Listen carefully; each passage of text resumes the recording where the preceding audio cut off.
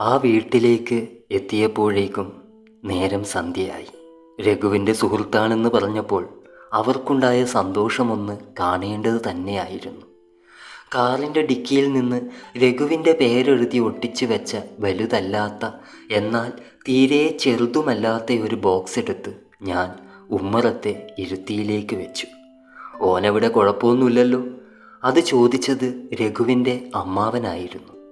അച്ഛൻ മരിച്ചതിന് ശേഷം ആകെ ഒരു സഹായത്തിന് ഈ അമ്മാവൻ മാത്രമേ ഉണ്ടായിരുന്നുള്ളൂവെന്ന് പണ്ടവൻ പറഞ്ഞത് എനിക്ക് ഓർമ്മയുണ്ട്. സുഖാണമ്മാവ? ഓടി വന്നെന്നെ തിരിഞ്ഞും മറിഞ്ഞും നോക്കി ആ ഇരുത്തിയിലെ ബോക്സിൽ തൊട്ടും തലോടിയും കുഴയുന്നവൻ രഘുവിൻ്റെ കുഞ്ഞാണെന്ന് എനിക്ക് ഒറ്റ നോട്ടത്തിൽ തന്നെ മനസ്സിലായി. അവൻ്റെ അതേ ആനച്ചെവികൾ, കണ്ണുകളിലെ ആ കള്ള ലക്ഷണം രഘുവിനെ പറിച്ചെടുത്ത് ഒട്ടിച്ചതുപോലെയുണ്ട്. വൈകാതെ രഘുവിൻ്റെ ഭാര്യ വന്ന് എനിക്കൊരു കപ്പ് കാപ്പി തന്നു. എന്നിട്ട് രഘുവേട്ടൻ ഇനി എപ്പോഴാണ് ലീവെന്ന് ചോദിച്ചു. എന്നും വിളിക്കാറുണ്ടല്ലോ, നേരിട്ട് ചോദിച്ചൂടെ എന്നും പറഞ്ഞ് ഞാൻ അമ്മാവനെ നോക്കി ഒന്ന് ചിരിച്ചു. അതിനൊന്നും പറയില്ലല്ലോ, ചോദിക്കുമ്പോൾ വരുമ്പോൾ വരുമെന്ന് പറയും. ഏതെങ്കിലും ഒരു സുപ്രഭാതത്തിൽ കയറി വന്ന് ഞെട്ടിക്കുകയും ചെയ്യും എന്നും പറഞ്ഞ് അവൾ അകത്തേക്ക് പോയി. അതു ശരിയാണ്. അവിടെ ഉള്ളപ്പോൾ നാട്ടിലേക്ക് ലീവിന് പോകുന്ന നാളിലേക്കുള്ള ദൂരം തിരിച്ചും മറിച്ചും അളന്ന് തിട്ടപ്പെടുത്തുന്നവരാണ് ഞങ്ങൾ. നാട്ടിലെ പ്രിയപ്പെട്ടവരോടത് വ്യക്തമായി പറയാൻ പ്രവാസികൾക്ക് ആകാറില്ല. പ്രതീക്ഷിക്കാതെ ഒരു നാൾ കയറി ചെല്ലുകയും ഒരു മാത്ര കാണാൻ കൊതിച്ച് കാത്തിരിക്കുന്നവരുടെ കണ്ണിന് മുമ്പിൽ നിൽക്കുകയും ചെയ്യുമ്പോൾ കിട്ടുന്ന ഒരു നിർവൃതി അനിർവചനീയമാണ്. കുടുംബത്തിൽ നിന്നൊരുത്തൻ കടല് താണ്ടി പോയതുകൊണ്ട് മാത്രം മെച്ചപ്പെട്ട ഒരു നിലവാരത്തിലേക്ക് എത്തിപ്പിടിച്ച എത്രയോ കുടുംബങ്ങളുണ്ട് നാട്ടിൽ. തൻ്റെ കുടുംബത്തിൻ്റെ സ്നേഹമല്ലാതെ മറ്റൊന്നും ദൂരം താണ്ടി മറഞ്ഞു വിയർക്കുന്നവർ ആഗ്രഹിക്കാറില്ല. നാട്ടിലെല്ലാം ഭദ്രമാക്കി ഒരു നാൾ ഇനിയില്ല എന്ന വിധം തിരിച്ചു പോകണമെന്ന കൊതിയിലായിരിക്കും ഞങ്ങൾ. കൊല്ലങ്ങൾ ബലമായി തള്ളി നീക്കുന്നവർ. ലേബർ ക്യാമ്പിൽ നിന്ന് പുലർച്ചെയുള്ള ബസ്സിൽ കയറിയാൽ സൈറ്റിലെ ജോലിയും കഴിഞ്ഞ് ഇരുട്ട് മുമ്പ് തിരിച്ചെത്തും. കുളി കഴിഞ്ഞുള്ള ഇത്തിരി നേരത്താണ് ഒരു മുറിയിൽ തിങ്ങിക്കിടക്കുന്നവർക്ക് എന്തെങ്കിലുമൊക്കെ സംസാരിക്കാൻ സാധിക്കുക. രഘു എപ്പോഴും പറയും, 6 വയസ്സുള്ള തൻ്റെ മകന് അച്ഛൻ എന്നാൽ എവിടെ നിന്നോ സമ്മാനമയക്കുന്ന ആരോ ആണെന്ന്. അല്ലെങ്കിലും മിക്ക പ്രവാസികളും മിക്കവർക്കും ഒരു അത്തറ് പൂശിയ സമ്മാന വിതരണക്കാരാണ്. സമ്മാനങ്ങളില്ലാതെയാകുമ്പോൾ ഇറങ്ങിപ്പോകേണ്ടവർ. രഘുവിൻ്റെ അമ്മ അവളുടെ കാര്യം ആകെ കുഴപ്പത്തിലാണെന്ന് അമ്മാവനൊരു നെടുവീർപ്പോടെയാണ് പറഞ്ഞത്. ഒരു മഴയത്ത് അയലിൽ നിന്ന് തുണികളെടുക്കാൻ മുറ്റത്തേക്ക് ഓടി വന്നതായിരുന്നു രഘുവിൻ്റെ അമ്മ. നിന്ന നിൽപ്പിൽ നിന്ന് തെറിച്ച് ഉമ്മറത്തേക്കുള്ള ചവിട്ടുപടിയിലേക്ക് വീണു. അങ്ങനെ തലയിടിച്ച് വീഴാൻ പാകം ഒരു മിന്നലേറ്റതാണത്രേ. ഇന്ന് ഇവിടെ തങ്ങിയിട്ട് പോയാൽ മതിയെന്ന് അമ്മാവൻ നിർബന്ധിച്ചു. ഞാൻ വഴങ്ങിയില്ല.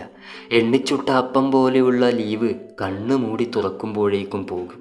കിടപ്പിലായ രഘുവിൻ്റെ അമ്മയെയും കൂടി കണ്ടതിന് ശേഷം ഇറങ്ങാമെന്ന ധാരണയിൽ ഞാൻ എഴുന്നേറ്റു.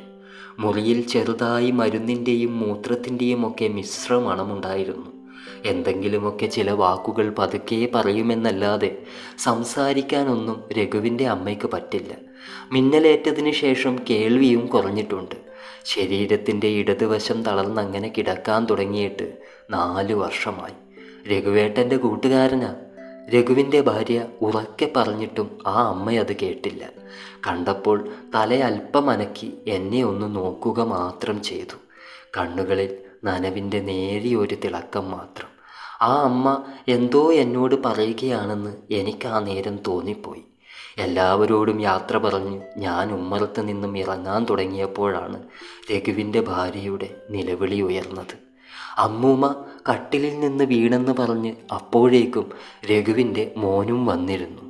ഞാനും അമ്മാവനും ചെല്ലുമ്പോഴേക്കും രഘുവിൻ്റെ ഭാര്യ അമ്മയെ താങ്ങിപ്പിടിച്ച് കട്ടിലിലേക്ക് കിടത്തിയിട്ടുണ്ടായിരുന്നു. ഞാൻ ഇറങ്ങിയപ്പോൾ തൊട്ട് അമ്മ വല്ലാതെ കിതച്ചെന്നും പിന്നെ വിറച്ചെന്നും വിറച്ചുകൊണ്ട് മറിഞ്ഞ് വീഴുകയായിരുന്നുവെന്നും അവൾ പറഞ്ഞു. അത് കേട്ടപ്പോൾ അമ്മാവൻ എന്നെ ഒന്ന് നോക്കുക മാത്രം ചെയ്തു. കട്ടിലിൻ്റെ അരികിലേക്ക് ഞാനൊരു സ്റ്റൂള് വലിച്ചിട്ടു.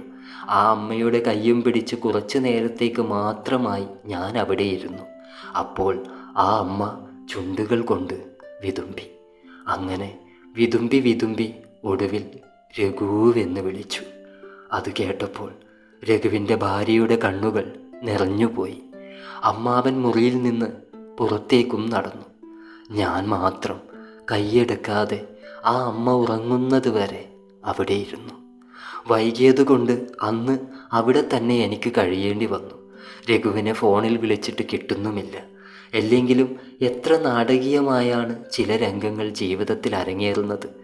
ഏറെ നേരം ഉറങ്ങാതെ ഞാൻ കിടന്നു. മനുഷ്യർ അവർ പോലും അറിയാതെ ചിലയിടങ്ങളിൽ ആരുടെയൊക്കെയോ പകരക്കാരനാകുന്നു. ആരൊക്കെയാണ് അതിൻ്റെ ഗുണഭോക്താക്കൾ എന്ന് പോലും അറിയാതെ പകർന്നാടേണ്ടി വരുന്നു. രഘുവെന്ന് വിളിച്ചപ്പോൾ മറുത്തൊന്നും പറയാതെ ഞാൻ ആ അമ്മയുടെ കയ്യും പിടിച്ചിരുന്നതിൻ്റെ രസതന്ത്രം എന്താണെന്ന് പുലർച്ചെ അവർ മരിച്ചുവെന്ന് അമ്മാവൻ ഉണർത്തി പറഞ്ഞപ്പോഴാണ് എനിക്ക് ബോധ്യമായത്. കൃത്യമായ കാര്യകാരണങ്ങളില്ലാതെ ഒരു ചലനവും ഭൂമിയിലെ ജീവനുകളിൽ സംഭവിക്കുന്നില്ല എന്ന് പറയുന്നത് എത്ര പരമമായ സത്യമാണല്ലേ. Thank you. കഥ ഇഷ്ടപ്പെട്ടാൽ അഭിപ്രായം പറയൂ. അടുത്ത കഥയുമായി നമുക്കുടനെ കാണാം. Thank you all.